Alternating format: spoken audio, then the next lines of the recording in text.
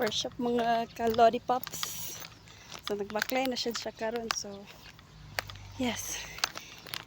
Alayak na si sir. Mal.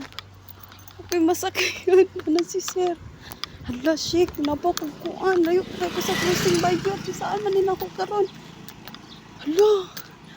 Basta. Sa pabe. Musulod ko dili. What if mag-quiz?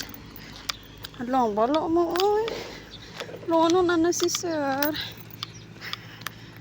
Katunga naman yung kwapit ako sa closing. Pero late na dyan kay ko. Kay 9:12 na. Magbiyahe pa ko. Na may motor sa balay, pwede ko magmotor kaya nga naman may bulak ba? May bulak.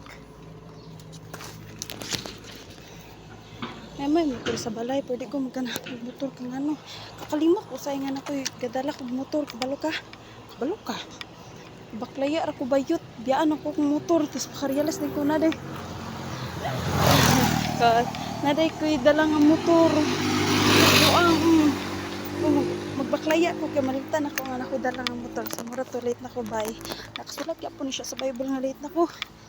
G lang gyud G. Padayon lang yapon siya sa life. Oh. Or gyapon siya gula na ligo. Kay gabi na kay siya ka. Para bang